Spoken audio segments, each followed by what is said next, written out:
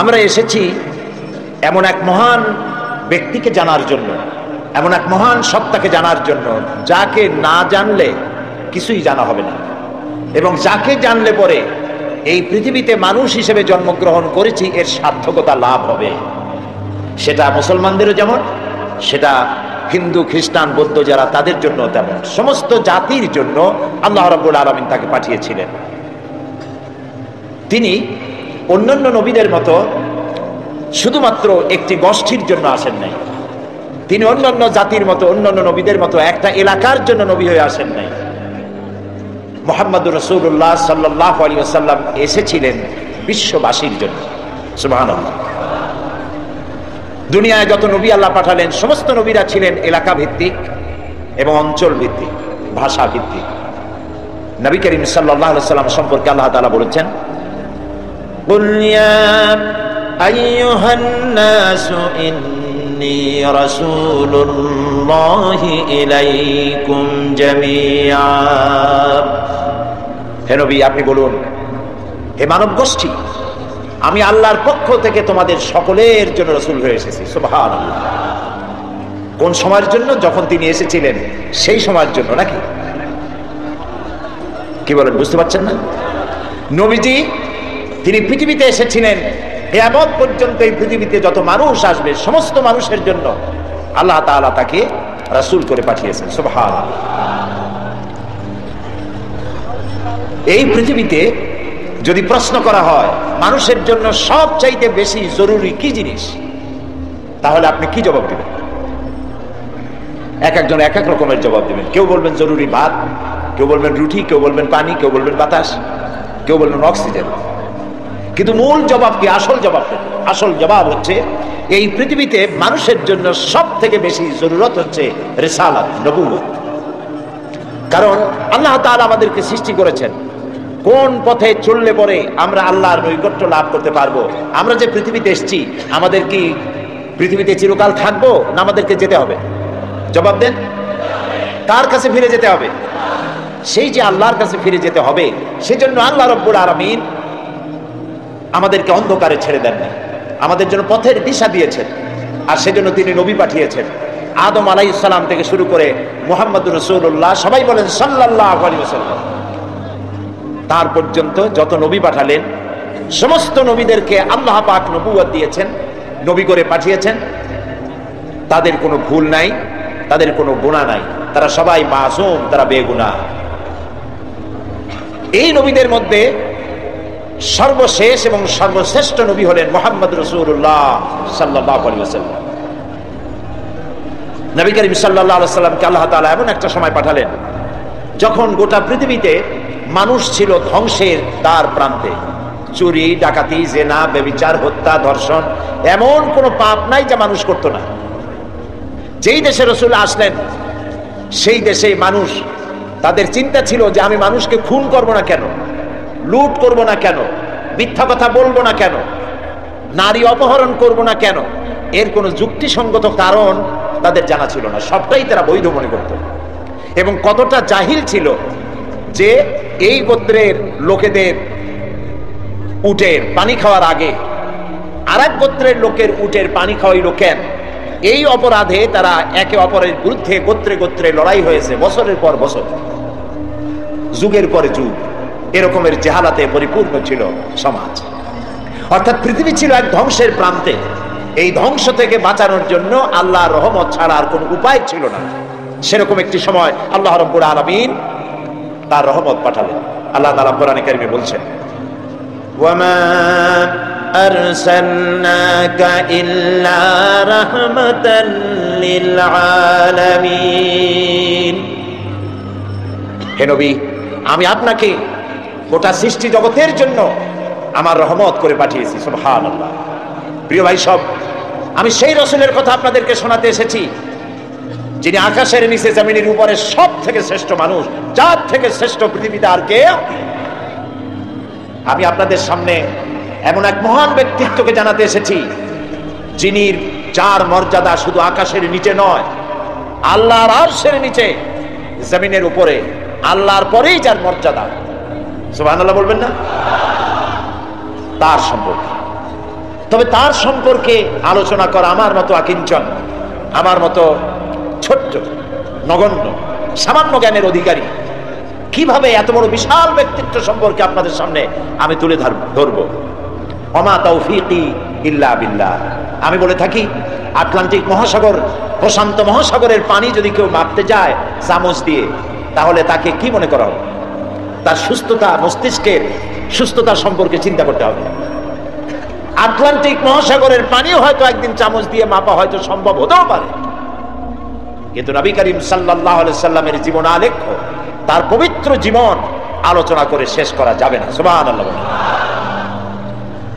এই পৃথিবীতে কত রাজা বাদশাহ এসেছেন, কত রঙ্গমঞ্চ তারা তৈরি করেছেন, কত দার্শনিক, কত বৈজ্ঞানিক, কত সাহিত্যিক, কত কবি পৃথিবীতে এসেছেন, কিন্তু মানুষের কাছে গ্রহণযোগ্য আদর্শ নিজের চরিত্র দিয়ে কেউ দেখায় যেতে পারেননি। নবী করিম সাল্লাল্লাহু আলাইহি সাল্লাম এক ব্যতিক্রম ধর্মী মানুষ, আল্লাহ তাকে পাঠাইছিলেন পৃথিবীতে। তার জীবন দুই রকম ছিল না। দুনিয়ার সব নেতাদের জীবন হয় দুই রকম সাধারণত। একটা হচ্ছে পাবলিক ক্যারেক্টার, আর একটা হলো পার্সোনাল ক্যারেক্টার। একটা ব্যক্তিগত জীবন, ব্যক্তিগত চরিত্র, আর একটা মানুষকে দেখাবার মতো চরিত্র।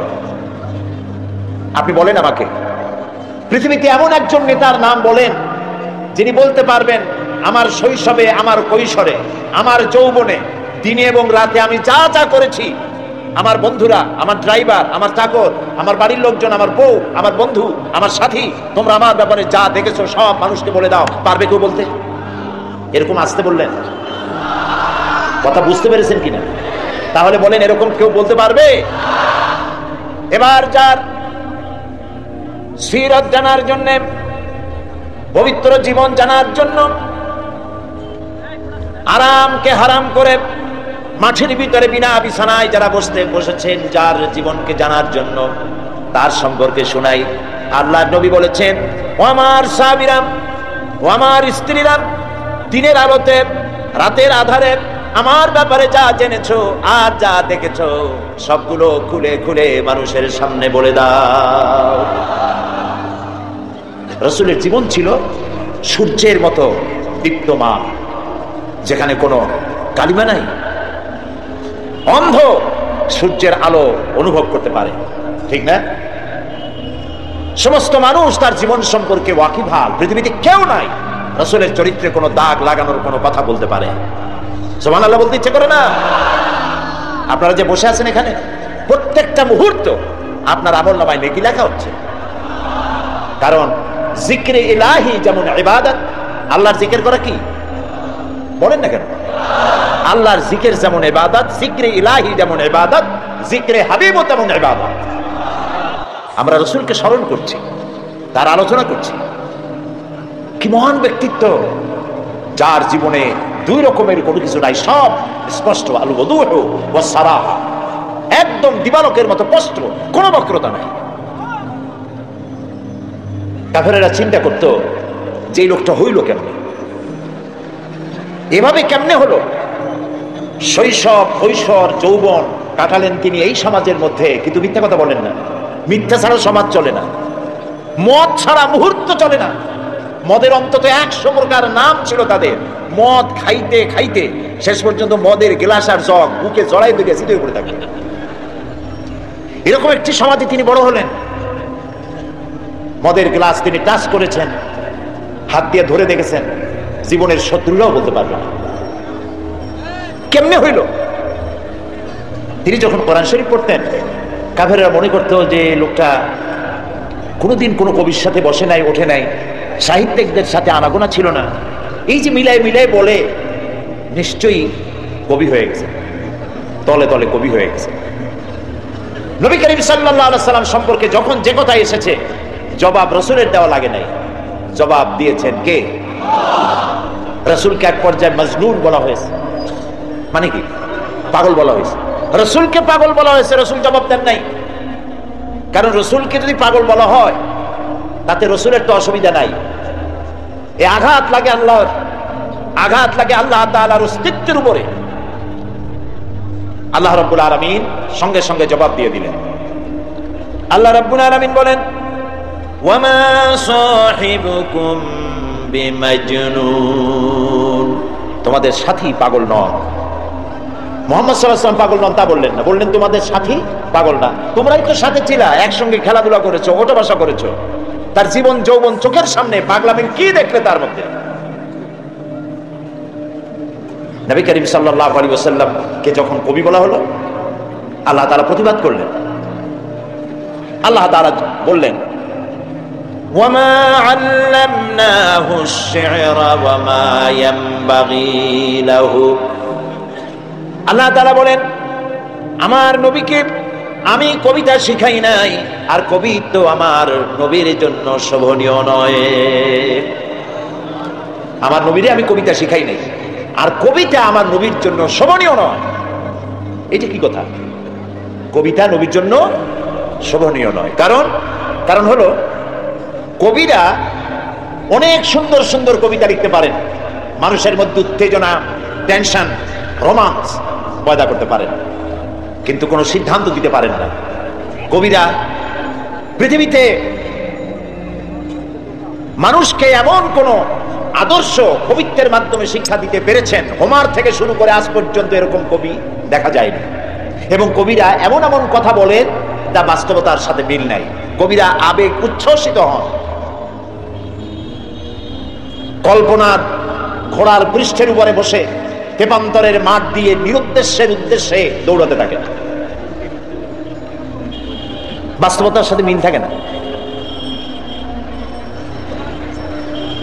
যেমন আমি একটু দেখাই, দৃষ্টান্ত দিলে বুঝতে সুবিধা। কি বলেন? আমাদের জাতীয় কবি কাজী নজরুল ইসলাম, আমি তার জন্য দোয়া করি সব সময়, মনে আসলেই দোয়া করি। আল্লাহ তাআলা তার দোয়াটা কেমনি কবুল করলেন দেখলেন? তিনি বলেছিলেন, মসজিদেরই পাশে আমার কবর দিও ভাই, যেন সকাল সন্ধে মুয়াজ্জিনের আজান শুনতে পাই। দোয়া কবুল হয়েছে? তাও কথা কয় না লোকেরা।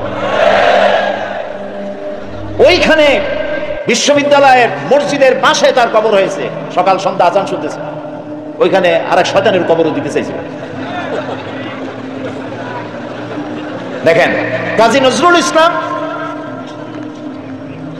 আমার মন বলে এমন সময় তিনি কলম ধরেছিলেন যখন মুসলমানদের পক্ষে কলম ধরার লোক ছিল না। শুধুমাত্র আল্লাহর নবীর নামে, নবীর শানে যেসব নাত রচনা করেছেন, যেসব গজল কবিতা রচনা করেছেন, আল্লাহ ইচ্ছে করলে এর বদৌলতে তাকে জান্নাত দিয়ে দিবেন। আল্লাহ যেন দয়া করে নজরুলকে জান্নাত দান করেন, আমরা বলি আমিন। নজরুল ইসলামের কথা আনলাম কেন? ওই যে কবিতা, যারা কবি হন আবেগে উচ্ছ্বাসিত হয়ে এমন সব কথা বলেন যার সাথে বাস্তবতার মিল নেই। যেমন তিনি এক জায়গায় লিখেছেন, মোর প্রিয়া হবে এসো রানী দেব খোবায় তারার ফুল। এখন সত্যিই যদি ওনার যার প্রতি লক্ষ্য করে নিয়ে কবিতা লিখেছেন, যদি সত্যি ওই মহিলাকে তিনি প্রিয়তমা হিসাবে পেতেন, তো আকাশের তারাগুলি খোবায় দিয়ে দিতে পারতেন। তারপরে তিনি লিখেছেন, জ্যোৎস্না রং আর রং ধরুন রং মিলাইয়া আলতা বানাইয়া তোমার পায়ে পরাই দিলাম। এটা কি উনি পারতেন? পারতেন। কবিরা সাধারণত আবেগ প্রবণ হন, আবেগে কথা বলেন যার বাস্তবতার সাথে মিল নাই। কবি হাফিজ নিশ্চয়ই নাম শুনেছেন, পারস্য কবি। তিনি তার প্রিয়তমা সম্পর্কে লিখেছেন। ফার্সি কবিতাটা আমার এখন মনে আসতেছে না।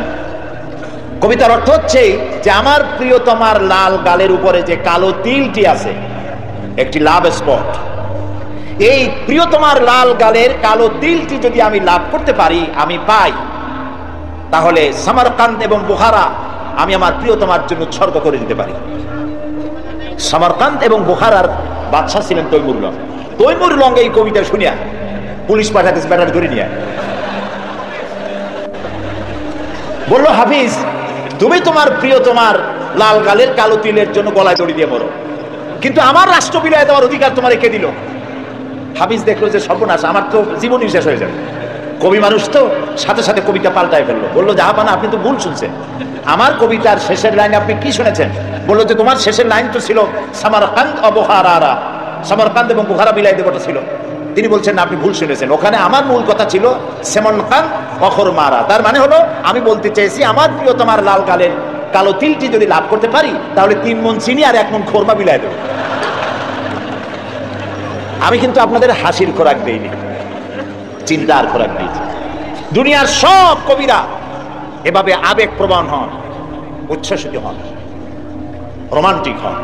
নবী আবেগ প্রবণ হতে পারেন না। নবী যদি আবেগে উচ্ছ্বসিত হয়ে পড়েন, আবেগে আবেগতাড়িত যদি হয়ে যান, তাহলে তো ইনসাফ করতে পারবেন না। নবীজির কাছে হযরত ফাতেমা রাদিয়াল্লাহু তাআলা আনহা এসেছেন, হাতের ঠোসকা পড়েছে, বলছেন ইয়া রাসূলুল্লাহ, আব্বাজান, কুয়া থেকে পানি উঠাতে উঠাতে দড়ি দিয়া আমার ঘাড়ের উপরে দাগ পড়ে গিয়েছে, আটা পিষতে পিষতে দুটো হাতে ছোসা পড়ে গিয়েছে, আমার খুব কষ্ট হয়, আমাকে একজন খাদেমা আপনি দিবেন। রাসূলুল্লাহ বলছেন, ফাতেমা, আমি মদিনার এখনো অমুক অমুক গোত্রের খাবার পৌঁছাইতে পারিনি, অমুক অমুক গোত্রের দাবি দেওয়া এখনো মিটাইতে পারিনি, আমি তো তোমাকে খাদেমা দিতে পারবো না।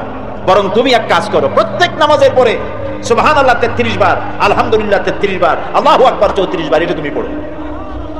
রাসূল যদি মেয়ের কলিজার টুকরা মেয়ে হযরত ফাতেমাকে না দেখে তিনি থাকতে পারতেন না। একবার রাসূলুল্লাহ বসা মসজিদে নববীতে, মুখ মলিন, সাহাবীরা ভয়তে কথা বলতে সাহস পাচ্ছে না। কিছুক্ষণ পর নবীজি উঠে চলে গেলেন হযরত ফাতেমার ঘরে। কিছু সময় পরে বেরিয়ে এলেন হাসি খুশি চেহারা। সাহাবায়ে কেরাম জিজ্ঞেস করলেন, হে রাসূল, এখন তো আমাদের জান ফিরে আসছে, আমরা তো হতাশ হয়ে গেছিলাম, আপনার মুখ মলিন দেখে ভয় তো অস্থির হয়ে গেছে। কি কারণে মুখ কালো ছিল? কেন আপনি অশান্তি ভোগ করছিলেন? আর কিভাবে আপনার শান্তি ফিরে এলো? নবীজি বললেন, সাহাবীরা, ওদের মধ্যে একটু মনোমালিন্য হয়েছিল, আমি কষ্ট পাচ্ছিলাম। ওদের মধ্যে, বুঝতে পারছেন, হযরত ফাতেমা, হযরত আলী, ওদের মধ্যে একটু মনোমালিন্য হয়েছিল, আমি কষ্ট পাচ্ছিলাম। আমি ভেতরে গিয়ে দুজনকে নসিহত করলাম, তাদের মধ্যে এখন আবার আগের মতো হাসি খুশি ফিরেছে, আমি খুশি হয়ে গেছি। ফাতেমা আমার কলিজার টুকরা, যে ফাতেমাকে ব্যথা দেয় সে মুহাম্মদ সাল্লাল্লাহু আলাইহি ওয়াসাল্লামকে ব্যথা দেয়। প্রিয় ভাই সব, যে মেয়েকে এত ভালোবাসেন তিনি, আবেগ প্রমাণ হলে তিনি তো দিতেই পারতেন, তিনি মদিনার বাদশাহ, প্রেসিডেন্ট। নবী আবেগ প্রমাণ হতে পারেন না, আবেগের বশীভূত হতে পারেন না। এই জন্য আল্লাহ তাআলা প্রতিবাদ করেছেন, ওয়ামা আল্লামনাহু শি'রা ওয়ামা ইয়ানবাগী লাহু, আমি আমার নবীকে কবিতা শেখাই নাই, আর কবিত্ব নবীর জন্য শোভনীয় নয়। নবীর পার্সোনালিটি ভিন্ন। একজন সাহাবী বলেছিলেন, হে রাসূল, রাসূলুল্লাহ বলছিলেন যে তুমি এই কাজটা করলে না কেন? সাহাবী জড়সড় হয়ে গেলেন ভয়তে, বললেন, ইয়া রাসূলুল্লাহ, আমি তো বুঝি নাই, আপনি যদি একটু চোখ দিয়ে আমাকে ইশারা করতেন তাও তো আমি কাজটা করে ফেলতাম। রাসূলুল্লাহ বললেন, চোখ দিয়ে ঠাড়ে ঠাড়ে কথা বলা নবুয়তের শান নয়। সুবহানাল্লাহ, সুবহানাল্লাহ। দেখেন না, মানুষ তো চোখ মেরে কথা বলে, ঠাড়ে ঠাড়ে কথা বলে, নবুয়তের শান এটা নয়। নবীজি যখন কথা বলতেন কারোর সাথে, পুরা দেহ মোবারকটা ফিরিয়ে দিতেন, ডান দিকে, বা দিকে, পিছনে। আমরা যেভাবে এরকম কাটপিট করে শুনি, এরকম করতেন না, যাতে যার সঙ্গে কথা বলছেন তিনি যেন একথা বুঝতে পারেন যে রাসূল পুরা মনোযোগী হয়ে শুনছেন, আমাকে ইগনোর করছেন না। প্রিয় ভাই সব, এক মহাসমুদ্র। রাসূলুল্লাহ নামাজ পড়তেছিলেন, হযরত ওমর রাদিয়াল্লাহু তাআলা আনহু তখনও কাফির, চাইছিলেন রাসূলকে শায়েস্তা করবেন, মারবেন, লাঞ্ছিত করবেন। নামাজরত অবস্থায় দেখে তিনি চিন্তা করলেন, যাক নামাজ পড়তেছে, এখন কিছু করব না, নামাজটা শেষ হোক, তারপরে আচ্ছা করে। হযরত ওমর বলেন, আমি নবীজের পিছনে দাঁড়িয়ে অপেক্ষা করতেছিলাম নামাজ কখন শেষ হবে, আর তিনি নামাজের ভিতরে তেলাওয়াত করতেছিলেন। তেলাওয়াত যখন শুনলাম, আমার কাছে মনে হলো এই কথাগুলি মানুষের বানানো নয়, নিশ্চয়ই কোন জিন রাসূলুল্লাহকে শিখায়া দেয়। আমি যখন এই চিন্তা করেছি, এত সুন্দর মিলায়া কি করে পড়েন, জেনে শিখাই দিয়েছে, এই চিন্তা যখন আমি করেছি, নবীজি তখন আমার এই কথার জবাব যেন তিনি দিলেন। তিনি পড়লেন, ইন্নাহু লাকাউলু রাসূলিন কারীম। না, এটা কোনো জিন বা অন্য কারো কথা নয়, এটি হচ্ছে মহান বার্তাবাহকের বর্ণনা। হযরত ওমর বলছেন, জিনের কথা না হলে কবির কথা তো বটেই। এত সুন্দর মিলানো, দেখছেন না কোরআন শরীফে কি মিল? লক্ষ্য করছেন? করেন নাই বোধ হয়, করার জন্য অনুরোধ করি। কোরআন তাড়াতাড়ি পড়বেন, মনে হবে আপনি প্রবন্ধ পড়ছেন, থেমে থেমে পড়বেন, মনে হবে যেন কবিতা পড়তেছে। প্রত্যেক আয়াতে আয়াতে মিল। সুবহানাল্লাহ। হযরত ওমর বলছেন, ভাবলাম মুহাম্মদ সাল্লাল্লাহু আলাইহি সাল্লাম কবি হয়ে গেছে। হযরত ওমর বলেন, যেই না চিন্তা করলাম মনে মনে মুহাম্মদ সাল্লাল্লাহু আলাইহি ওয়াসাল্লাম কবি হয়ে গেছেন, অমনি তিনি আমার এই কথার জবাব যেন তিনি দিলেন। তিনি পড়লেন, ওয়ামা হুয়া বিকাউলি শাইরিন কালিলাম মা তুমিনুন। না না, এটা কোনো কবির কথা নয়। হযরত ওমর বলে, সর্বনাশ, তাহলে তো শুধু কবি না, গণকও। আমার মনের কথা বুঝলো কেমনে? তো জাদুকর হয়ে গেছে, গণক হয়ে গেছে। হযরত ওমর বলেন, যখন আমি মনে মনে চিন্তা করলাম গণক হয়ে গেছেন, অমনি নবীজি আমার সে কথারও জবাব দিয়ে দিলেন। তিনি বললেন, ওয়ালা বিকাউলি কাহিনিন কালিলাম মা তাযাক্কারুন। না না, এটা কোনো গণকের কথা নয়, তোমরা খুব কমই উপদেশ গ্রহণ করে থাকো। হযরত ওমর বলেন, আমার মনে হচ্ছিল আমার পায়ের তলা থেকে মাটি সরে যাচ্ছে। কি আশ্চর্য কথা! যা বলি মনে মনে তারই জবাব আসে। নামাজের মধ্যে কি করে বোঝেন তিনি? হযরত ওমর বলেন, প্রত্যেকটি কথার জবাব, মনের প্রশ্নের জবাবগুলি তখন আসতেছিল, তখন আমার চোখের সামনে বিরাট একটা জিজ্ঞাসাবোধক চিহ্ন ঘুরতেছিল। এটা জেনের কথা নয়, কবির কথা নয়, গণকের কথা নয়, তবে এটা কি? যেই না চিন্তা করেছি তবে এটা কি, অমনি নবীজি তেলাওয়াত করলেন, তানজিলুম মির রাব্বিল আলামিন। আল্লাহ রাব্বুল আলামিনের নাযিলকৃত কিতাব। হযরত ওমর বলছেন, আমার মনে হচ্ছিল ঈমান ইসলাম তার শিকড় সত্য আমার কলিজার মধ্যে ঘিরে বসতেছে। কিন্তু তখনও সময় আসে নাই হযরত ওমরের ঈমান কবুল করার। প্রিয় ভাই সব, রাসূলকে আল্লাহ রাব্বুল আলামিন পৃথিবীতে পাঠালেন এজন্য নয়, তিনি আমাদেরকে মেসাক করা শুধু শিখাবেন, তিনি আমাদেরকে শুধু দাড়ি আর টুপির কথা বলবেন। একটি সমাজ বিপ্লব, একটি রাষ্ট্র বিপ্লব করার জন্য পাঠিয়েছেন। চুরি, ডাকাতি, জেনা, ব্যভিচার, হত্যা, ধর্ষণে ভরপুর সমাজ, এখানে এসেছেন তিনি। এই জাতির উপায়, এ মানুষ বাঁচবে কি করে? এর লক্ষ্য কি, উদ্দেশ্য কি, যাবে কই? আরে গরিবদের বাঁচার কোনো অধিকার নাই। গরিবরা শোষিত, নির্যাতিত, নিপীড়িত, নিগৃহীত। বড় লোকদের সব জোরজার, মুলুকদার। আর নারী, নারীর জীবনের তো কোনো দামই নাই। নারী হয়ে জন্মগ্রহণ করাই আজন্ম পাপ। মেয়ে হয়ে জন্মগ্রহণ করেছে, আষাঢ় মেরে বেড়ে ফেলতেছে। রাসূল এই জিনিসগুলি দেখলেন, নিজের চোখে অবলোকন করলেন। একটা ব্যতিক্রমী স্বভাব দিয়ে তিনি তৈরি হচ্ছেন। লোকেরা লক্ষ্য করলো, এক পর্যায়ে মক্কার লোকেরা রাসূলের নাম ভুলে গেল। নাম ছিল কি? নাম কি? মুহাম্মদ। বলেন নাম কি? সবাই বলেন সাল্লাল্লাহু আলাইহি ওয়াসাল্লাম। মনে থাকে যেন রাসূলের নাম যখন শুনবেন, যখন পড়বেন, কি বলবেন? ভুলে যাবেন না। লোকেরা নাম ভুলে যেতে বসলো কেন? তিনি পরিচিত হলেন আল আমিন বলে। লোকেরা বলা শুরু করলো, এই ঘটনার জন্য যাও আল আমিনকে বলো, চলো আল আমিনের কাছে যাই। ওই যে আল আমিন আসতেছে। বিশ্বাসী হিসেবে পরিগণিত হলেন সকলের কাছে, বিশ্বাসী, এবং নাম আরো হলো সাদেক, সত্যবাদী। নবীজি যখন মক্কা থেকে হিজরত করে মদিনায় যান, যাওয়ার সময় হযরত আলীকে বলেছিলেন, আলী, আল্লাহ তাআলা অর্ডার করেছেন আমাকে মদিনায় যাওয়ার জন্য হিজরত করে, তুমি আমার বিছানায় শুয়ে থাকো, আর একটা কাগজ কলম না, একটা লিস্ট তৈরি করো। হযরত আলী বলেন, আমি লিস্ট আমানতের। সেই আমানত যারা রাখছে অধিকাংশ কাফেরের আমানত রাখছে। কার কাছে? মুহাম্মদ সাল্লাল্লাহু আলাইহি ওয়াসাল্লামের কাছে আমানত রেখেছে। কেন? কাফেরেরাও বুঝতো যে সব নেতার পিছনে ঘুরি, এগুলো শয়তানের চাইতেও খারাপ। মুহাম্মদ সাল্লাল্লাহু আলাইহি ওয়াসাল্লামের সাথে বিরোধিতা করি নেতাদের জ্বালায় পড়িয়া। আসলে তার মতো ভালো মানুষ আকাশের নিচে জমিনের উপরে আর নাই। কাফেররাও বুঝলো। এখনো আমাদের দেশে যত নেতা যেটা আছে, অনুসারীরা বোঝে খাঁটি শয়তান। নামাজ নাই না, দেখেন না, নামাজ নাই, রোজা নাই, আল্লাহ পরকালের চিন্তা নাই, মিথ্যা কথা বলে অনবরত। মানুষে যেমন বমি করে হড় হড় করিয়া মুখ দিয়া মিথ্যা করি বমির মতো বাইর হইতে থাকে। একটা ভালো কথা বলতে জানে না, শুধু অসত্য আর মিথ্যা বলতেই থাকে, আমানতের খেয়ানত করে।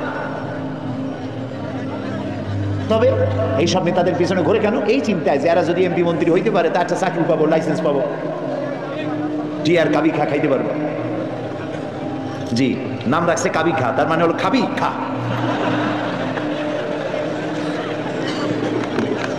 নবী করিম সাল্লাল্লাহু আলাইহি ওয়াসাল্লাম, আপনার আমার জীবন, আমাদের মা বাপের জীবন উৎসর্গ হোক রাসূলের কদম মোবারকের উপরে। সারাটা দুনিয়া ঋণী তার কাছে, তার স্বভাব চরিত্রের কাছে। মুহাম্মদ রাসূলুল্লাহ সাল্লাল্লাহু আলাইহি ওয়াসাল্লাম এই সমাজে বড় হলেন, বেড়ে উঠলেন, লক্ষ্য করলেন এদের বাঁচাবো কেমনে, উপায় কি? তিনি গারে হেরায় চলে গেলেন। ওটার নাম জাবালে নূর। আমরা গারে হেরা বলি, কিন্তু মক্কা শরীফে যে গারে হেরা কইলি কেউ চিনবে না, চিনবে না। জাবালে নূর, ওই জাবালে নূরে উঠলেন, অনেক উঁচা। আল্লাহ দয়া করে আমাকে একবার ওঠার তৌফিক দিয়েছিলেন, একবার উঠছি। তাতেই তখন তো আমার শরীর টরীর অনেক ভালো ছিল, ভালো মানে মোটা ছিলাম বেশি। উঠতে গিয়ে 3 বোতল পেপসি খাওয়া লাগছে, আর 2-3 দিন উরুতে ব্যথা ছিল। তাহলে চিন্তা করেন কত উঁচা। সেই পাহাড়ের অনেক উঁচায় একটা ছোট্ট জায়গা, একটা রাস্তা আছে একটুখানি, এই সোজাভাবে ঢোকা যায় না, কাত হয়ে কইয়া কাইতেছেন আমাদের দেশে বলে, ওই কইয়া কাইত হয়ে ঢোকা যায়। এবং ওখানে একটা জায়গা আছে যেখানে 2 জন একসাথে নামাজ পড়তে পারে, এরকম একটা গুহা। সেখানে নবী করিম সাল্লাল্লাহু আলাইহি ওয়াসাল্লাম চিন্তা গবেষণা করতে লাগলেন। যেদিন বয়স 40 বছর পূর্ণ হয়ে গেল, আল্লাহ রাব্বুল আলামিন তাকে নবুয়তের মর্যাদা দিয়ে দিলেন। এই নবুয়তের মর্যাদা নিয়ে তিনি নেমে আসতেছেন, ভয় পেলেন। জিবরাইলকে তো জীবনে দেখেন নাই, হযরত জিবরাইলকে দেখেছেন। জিবরাইল বলেছেন ইকরা, পড়ো। তিনি বলছেন যে আমি পড়তে জানি না। আবার বললেন ইকরা, পড়ো, বলছেন জানি না পড়তে। তৃতীয়বার তিনি বুকের সাথে জড়িয়ে ধরলেন, এমন ভাবে জড়িয়ে ধরলেন নবী করিম সাল্লাল্লাহু আলাইহি ওয়াসাল্লাম ব্যথা পেলেন এবং তিনি পড়তে পারলেন। নেমে এসে স্ত্রী হযরত খাদিজাতুল কুবরা রাদিয়াল্লাহু তাআলা আনহাকে বললেন আমাকে ঢেকে দাও। তাড়াতাড়ি করে চাদর এনে তিনি ঢেকে দিলেন। নবী করিম সাল্লাল্লাহু আলাইহি ওয়াসাল্লামের চোখের মধ্যে ভীতির ছাপ। হযরতে খাদিজা ভীত সন্ত্রস্ত হলেন, জিজ্ঞেস করলেন আবাল কাসেম আপনার কি হয়েছে? তিনি ঘটনা শোনালেন। হযরত খাদিজা কি বলতেছেন শোনেন। হযরত খাদিজা বলছেন ইয়া আবাল কাসেম, হে কাসেমের পিতা, আপনার ঘাবড়াবার কোনো কারণ নাই। কোন দুষ্ট জিন, কোন দুষ্ট শয়তান আপনাকে অনিষ্ট করতে পারে না, কারণ আপনি সত্যবাদী। আপনাকে কোন দুষ্ট জিন, কোন শয়তান আপনাকে অনিষ্ট করতে পারে না, কারণ আপনি আত্মীয়তার হক আদায় করেন। আপনি এতিমকে, মিসকিনকে খেতে দেন, আপনি বিধবাকে আশ্রয় দেন, আপনার ক্ষতি কেউ করতে পারে না। হযরত খাদিজা দৌড় মারলেন এবং নিজের চাচাতো ভাই হযরত ওয়ারাকা বিন নওফল, তিনি ছিলেন তাওরাতের জবরদস্ত আলেম, নবীজির মুখে খবর শুনলেন। সবটা শুনে নবীজির মস্তক মোবারকের উপরে চুমো খেয়ে বললেন কুদ্দুসুন কুদ্দুসুন, অতি পবিত্র, মহাপবিত্র ইয়া মুহাম্মদ সাল্লাল্লাহু আলাইহি ওয়াসাল্লাম, আপনার কাছে যিনি এসেছিলেন তিনি কোন জিন নন, তিনি মহাপবিত্র আত্মা, তিনি ফেরেশতা। যে ফেরেশতা এসেছেন ইব্রাহিম, মুসা, ঈসা, ইয়াকুব, আইয়ুব, সমস্ত নবীদের কাছে যে ফেরেশতা এসেছে, সেই জিবরাইল এসেছিলেন আপনার কাছে। তাওরাতে আমি যা পড়েছি তার সাথে মিল হয়ে যাচ্ছে, আপনি আখির জামানার পয়গম্বর। তবে আমার জন্য আফসোস, আমি বৃদ্ধ, এই জাতি আপনাকে খুব কষ্ট দেবে, নির্যাতন করবে। সেদিন পর্যন্ত যদি আল্লাহ আমারে বাঁচায় রাখেন, আমি আপনাকে সাহায্য করব, আপনার সাথে থাকব। প্রিয় ভাই সব, একটা নারী, একজন স্ত্রী পুরুষের জন্য, স্বামীর জন্য সব থেকে উত্তম সাক্ষী দিতে পারে, এর থেকে ভালো সাক্ষী আর কেউ দিতে পারে না। আল্লাহর নবী যখন তার স্ত্রী হযরত খাদিজা রাদিয়াল্লাহু তাআলা আনহাকে যখন দাওয়াত দিয়েছেন, আল্লাহ রাব্বুল আলামিন যখন দাওয়াতের জন্য বলে দিলেন নিকটবর্তী আত্মীয়দেরকে দাওয়াত দাও, সর্বপ্রথম নবীজি গিয়ে হযরত খাদিজাকে দাওয়াত দিলেন, বললেন আল্লাহ ছাড়া কোনো ইলাহ নাই, মাবুদ নাই, তার উপর ঈমান আনো। আর আমি মুহাম্মদ রাসূলুল্লাহ সাল্লাল্লাহু আলাইহি সাল্লাম, আখিরি জামানার পয়গম্বর, আমার উপর ঈমান আনো। স্ত্রীর জন্য স্বাভাবিক ছিল, স্ত্রী তো কমসে কম স্বামীরে চেনে, কি বলেন আপনারা, চেনে না? সব মানুষকে আপনি ধোঁকা দিতে পারবেন, সব মানুষকে আপনি চোখে ধুলা দিতে পারবেন, কিন্তু স্ত্রী ভাগিয়ে দিতে পারবেন না, ঠিক কিনা বলবেন? স্ত্রী আপনার জন্য ভালোবাসা দিতে পারে, জীবন দিতে পারে, সব দিতে পারে, কিন্তু ঈমান আনা অত্যন্ত কঠিন। নবীজি যখন হযরত খাদিজাকে ঈমানের দাওয়াত দিলেন, হযরতে খাদিজা রাদিয়াল্লাহু তাআলা আনহা এক মুহূর্ত দেরি করেন নাই, সঙ্গে সঙ্গে পড়েছেন লা ইলাহা ইল্লাল্লাহু মুহাম্মাদুর রাসূলুল্লাহ। জোরে পড়েন লা ইলাহা ইল্লাল্লাহ, লা ইলাহা ইল্লাল্লাহ, লা ইলাহা ইল্লাল্লাহু মুহাম্মাদুর রাসূলুল্লাহ। হযরত খাদিজা বলছেন, ইয়া আবুল কাসেম, আপনি অবশ্যই আল্লাহর নবী। আমার কোনো বিন্দু মাত্র সন্দেহ নাই, কারণ বিগত 15 বছর আপনার সাথে ঘর সংসার করে আপনাকে যেভাবে দেখেছি, কোন সাধারণ মানুষের আচরণ এরকম হতে পারে না, আপনি অবশ্যই আল্লাহর নবী। নবী করিম সাল্লাল্লাহু আলাইহি ওয়াসাল্লাম এই দাওয়াত নিয়ে ছড়িয়ে পড়লেন ময়দানে। তিনি বলেছেন লা ইলাহা ইল্লাল্লাহ। এই কালেমার দাওয়াত কি শুধু মুহাম্মদ সাল্লাল্লাহু আলাইহি ওয়াসাল্লামের ছিল না, সব নবীদের ছিল। দুনিয়ার সব নবীদের একটাই স্লোগান ছিল, কারোর মধ্যে কোনো মতপার্থক্য, মতদ্বৈততা হয় নাই, সকলের স্লোগান একটা, লা ইলাহা ইল্লাল্লাহ। এই কালেমার বিপ্লবী দাওয়াত পেশ করেছেন সমস্ত নবীরা। আমরা এই কালেমাটা বুঝি না, না বোঝার কারণেই দুরবস্থা হয়েছে। আমরা শুধু এটারে জিকিরের বুলি বানাইছি। দেখছেন কি কায়দায় জিকির করে, লা ইলাহা ইল্লাল্লাহ ইল্লাল্লাহ, এমন জোরে ইল্লাল্লাহ বলে তাতে কলব থাকলেও পারে, গেলেও পারে। কি বুঝে ইল্লাল্লাহ বলতেছেন, আবার লা ইলাহা ছেড়ে দিয়া খালি ইল্লাল্লাহ করে, এরকমও শুনেছি। শুনছেন আপনারা? লা ইলাহা বাদ দিয়া কতক্ষণ ইল্লাল্লাহ ইল্লাল্লাহ ইল্লাল্লাহ। আশ্চর্য কথা, এটা কি কি বলতেছেন আপনি? ইল্লাল্লাহ মানে তো আল্লাহ ছাড়া, আল্লাহ ছাড়া কি? লা ইলাহা ইল্লাল্লাহ এই কালেমার দাওয়াত যখন নবীরা দিয়েছেন, হযরত মূসা আলাইহিস সালাম যখন বলেছেন লা ইলাহা ইল্লাল্লাহ, এ আঘাত লেগে ফেরাউন দরিয়ায় নীলের মধ্যে ডুবে শেষ হয়ে গিয়েছে। হযরত ইব্রাহিম আলাইহিস সালাম যখন বলেছেন লা ইলাহা ইল্লাল্লাহ, নমরুদের গোষ্ঠী সাফ হয়েছে, জুতা পিটা খাইয়া দুনিয়া থেকে বিদায় হয়ে গেছে। ঠিক না ভাই? মুহাম্মদ সাল্লাল্লাহু আলাইহি ওয়াসাল্লাম যখন বলেছেন লা ইলাহা ইল্লাল্লাহ, তখন আবু জাহাল, আবু লাহাব, উতবা, শাইবা, মুগীরা এ সবগুলির গায়ে আগুন জ্বলে গেছে। কেন আগুন জ্বললো? তারা বুঝছে লা ইলাহা ইল্লাল্লাহর অর্থ কি। তারা বুঝেছে লা ইলাহা ইল্লাল্লাহ মানি হচ্ছে কোনো ইলাহ নাই, আইনদাতা নাই, বিধানদাতা নাই, শাসনকর্তা নাই, কাউকে মানি না। কে ছাড়া? আল্লাহ ছাড়া। ফেরাউনও বুঝেছে।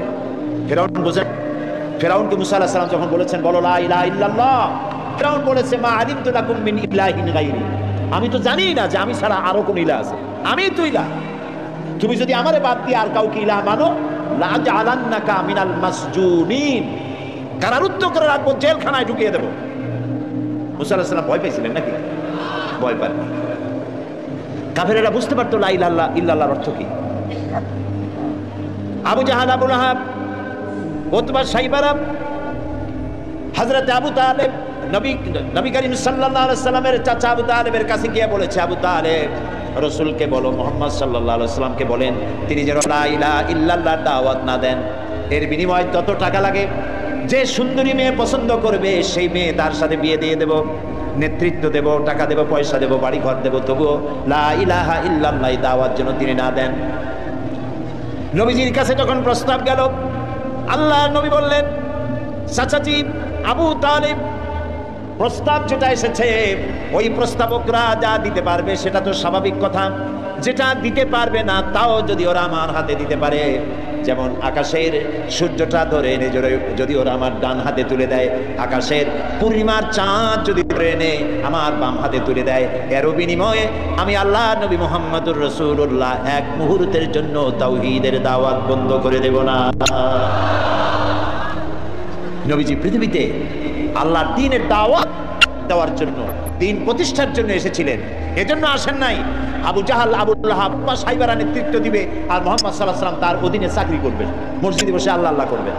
মূসা আলাইহিস সালামকে এজন্য পাঠানো হয়নি যে তিনি ফেরাউন রাজত্ব করবে আর তিনি তার অধীনে থেকে আল্লাহ বিল্লাহ করবেন, এজন্য পাঠানো হয়েছে। মূল উদ্দেশ্য কি? আল্লাহ রাব্বুল আলামিন বলেন, হুয়াল্লাযী أرسل رسوله بالهدى ودين الحق ليظهره على الدين كله وكفى بالله شهيدا আল্লাহ তাআলা তিনি রাসূলকে প্রেরণ করেছেন দ্বীনে হক আর সত্যের বিধান সহকারে, যাতে করে পৃথিবীর সব মতবাদের উপরে ইসলামকে তিনি বিজয়ী করে দিতে পারেন। নবী করিম সাল্লাল্লাহু আলাইহি সাল্লাম মক্কি জীবনে এই কাজটি তিনি চালু করলেন। নবী করিম সাল্লাল্লাহু আলাইহি সাল্লামকে আল্লাহ রাব্বুল আলামিন সব রকমের সম্মান এবং মর্যাদা দিয়ে পৃথিবীতে পাঠালেন দ্বীনকে প্রতিষ্ঠা করার জন্য। 13 বছর সময় লাগলো মক্কায়। কয় বছর লাগলো? 13 বছর। এই 13 বছর দ্বীনের দাওয়াত দিতে থাকলেন মানুষের দুয়ারে দুয়ারে গিয়ে, গোপনে, রাত্রে, দিনে। আল্লাহর মেহেরবানি লোক তৈরি হয়ে গেল। আবু বকর, ওমর, ওসমান, আলী, খাব্বাব, খুবাইব রিদওয়ানুল্লাহি তাআলা আলাইহিম আজমাইন, এই সব লোক তৈরি হয়ে গেল। কেমন লোক তৈরি হলো? যে হযরত ওমর রাসূলকে হত্যা করতে আসছিলেন, সেই ওমরকে আল্লাহ এমন দরজায় পৌঁছায় দিলেন, রাসূল বললেন লা নাবিয়্যা বাদি ওয়ালা রাসূলা, আমার পরে নবীও হবে না, রাসূলও হবে না, কিন্তু আমার পরে যদি কেউ নবী হতো লাকান ওমর, ওমরে আল্লাহ নবী বানাই দিতেন। সুবহানাল্লাহ বলুন। এই সব লোক তৈরি হয়ে গেল। 13 বছর সময় লাগলো। আল্লাহ রাব্বুল আলামিন হিজরতের অর্ডার দিয়ে দিলেন। নবীজি এবার মক্কা শরীফ থেকে রওনা করেছেন।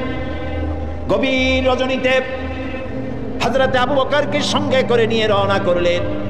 জাবালে মেসফালার ভিতর দিয়ে, জাবালে কেদোয়ার উপর দিয়ে যাওয়ার সময় বারবার কাবার দিকে ফিরে তাকায় কাঁদতে লাগলেন আর বলতে লাগলেন, কাবারে বড় আশা ছিল তোর খেদমত করব, কিন্তু তোর নিষ্ঠুর সন্তানেরা তোর কাছে আমারে থাকতে দিল না রে। নবীজি হযরত আবু বকর রাদিয়াল্লাহু তাআলা আনহুকে সঙ্গে নিয়ে জাবালে সুরে চলে গেলেন। হযরে রক্ত হয়ে গেল। হযরত আবু বকর বলেন, আর উপায় নাই, ধরা পড়ে যাব। এই গুহার মধ্যে কি আমরা আশ্রয় নেই? গুহার ভিতরে গিয়ে আশ্রয় নিলেন। সকালবেলায় কাফির বেঈমানেরা খুঁজতে খুঁজতে ওই পর্যন্ত এসেছে। একজন বলে পায়ের চিহ্ন এখানে শেষ, ভিতরে আছে, আর একজন বলে নাই।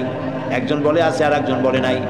হযরত আবু বকর বলেন, ইয়া রাসূলুল্লাহ, আমরা ধরা পড়ে গেছি, আর উপায় নাই। এটা এত স্বল্প গভীর গুহা, বসতে পরে মাথা দেখা যায়, শুয়ে হাঁটু উঁচু করলে হাঁটু দেখা যায়, আর বাঁচার উপায় নাই। আল্লাহ রাব্বুল আলামিনের হাবিব তখন বললেন, কারিমের মধ্যে সূরা তাওবায় আল্লাহ শোনাই দিয়েছেন, ইদ ইয়াকুলু লিসাহিবিহি লা তাহজান ইন্নাল্লাহা মা'ানা। হে আমার বন্ধু, হে আমার সাথী, ভয় পেও না, আমরা দুইজন নই, আমাদের সাথে আর এক সত্তা আছে। তার নাম কি? সবাই বলেন। আল্লাহ রাব্বুল আলামিন তার হাবিবকে বাঁচালেন না ধরাই দিলেন? বাঁচাইছেন কিনা? দিনের বেলায় ঘুমায় থাকতেন, রাতের বেলায় চলতেন। 13 দিন সময় লাগলো। মক্কা শরীফ থেকে লোকেরা, কাফেরেরা রাসূলকে ধরার জন্য সুরাকাকে পাঠিয়ে দিল। সুরাকা চলল ধরার জন্য, অশ্ব পৃষ্ঠে সওয়ার হয়ে দৌড়াতে দৌড়াতে রাসূলের কাছে চলে গিয়েছে। হযরত আবু বকর বলছেন, ইয়া রাসূলুল্লাহ, আবার ধরা পড়ে গেলাম, এই লোক কেমনে ছাড়ি? আবার পিছনে দৌড়ানো আরম্ভ করেছে। আবার কিছু দূর গিয়ে দুটি পা, ঘোড়ার পা সামনের দিকে টেনে যেতে লাগলো। এবার বললো, আমি ক্ষমা চাই। রাসূল বললেন, মাফ করলাম, ফিরে যা। আবার যখন ঘোড়ার পা উঠে আসলো, সুরাকা চিন্তা করলো, 100 লাল উট কেমনে ছাড়িয়ে যায়। আবার পিছনে আরম্ভ করছে দৌড়। এবার যখন কাছাকাছি এসেছে, সুরাকার ঘোড়ার 4টা পাই মাটির তলায় নামা শুরু হয়ে গেছে। সুরাকা বলছে, আমি মাফ চাই, আমাকে ক্ষমা করে দিন। রাসূলুল্লাহ ফিরে তাকালেন, বললেন, সুরাকা, এখনো তোমার বিশ্বাস হয় না যে আমি আল্লাহর নবী? সুরাকা বলছেন, হ্যাঁ। নবীজি তাকে ক্ষমা করলেন। ঘোড়া শুদ্ধ উপরে উঠে আসলো। সুরাকা চিন্তা করলো, একেবারে খালি হাতে ফিরবো? দেখেন কি কত বড় খারাপ মানুষ। সুরাকা বলছে, মুহাম্মদ সাল্লাল্লাহু আলাইহি সাল্লাম, আচ্ছা আমি যে ধরলাম না, আমি ফিরে যাবো এখন, কিন্তু আমি যে আপনাকে ধরলাম না, সেই জন্য আপনি আমার কিছু দেবেন না? মানুষ কত খারাপ হতে পারে চিন্তা করে। নবীজি রাগ করলেন না। নবীজি বললেন, হ্যাঁ দেব। কি দেবেন? নবীজি বললেন, তোমাকে আমি পারস্য সম্রাটের মুকুট তোমার মাথায় পরিয়ে দেওয়া হবে। সুরাকা মুখটা মলিন হয়ে গেল। কিভাবে সম্ভব? কইল কি? এটা কি সম্ভব কথা? যিনি রাতের আধারে একজন লোক নিয়ে কোন রকম করে আত্মগোপন করে চলে যাচ্ছেন, নিজের জন্মভূমি ছেড়ে পারস্য সম্রাটের মাথার মুকুট এনে আমারে দেবে, এটা একটা কথা হইল? কিছু দেবেন না তাই বল। মন খারাপ করে সে চলে গেল। নবী করিম সাল্লাল্লাহু আলাইহি সাল্লামের ইন্তেকালের পর হযরত আবু বকর ক্ষমতা এলেন, তারপরে হযরত ওমর ক্ষমতা এলেন। হযরত ওমরের জামানায় পারস্য বিজয় হলো, আর গনিমতের মালের সাথে পারস্য সম্রাটের মুকুটও এসে সামনে হাজির হয়ে গেল। হযরত ওমর লক্ষ্য করে দেখলেন গনিমতের মালের মধ্যে হীরা মণিমুক্তা খচিত চকচক করছে, পারস্য সম্রাটের মাথার মুকুট। হযরত ওমর বললেন, কেউ চলে যাও তো, সোরাকাকে ডেকে নিয়ে আসো। সোরাকা তখন বুড়ো হয়ে গেছে, দাড়ি চুল পেকে বৃদ্ধ হয়ে গেছে। সোরাকাকে কাছে ডেকে হযরত ওমর নিজ হাতে পারস্য সম্রাটের মুকুটটা সোরাকার মাথায় পরিয়ে দিলেন। বললেন, সোরাকা, আল্লাহর নবীর ওয়াদা কখনো মিথ্যা হয় না। নবীজি মক্কা থেকে মদিনায় পৌঁছে গেলেন। প্রতিমধ্যে খুব ক্ষুধার্ত হয়েছিলেন, প্রতিমধ্যে কখনো খেতে পারতেন, কখনো খেতে পারতেন।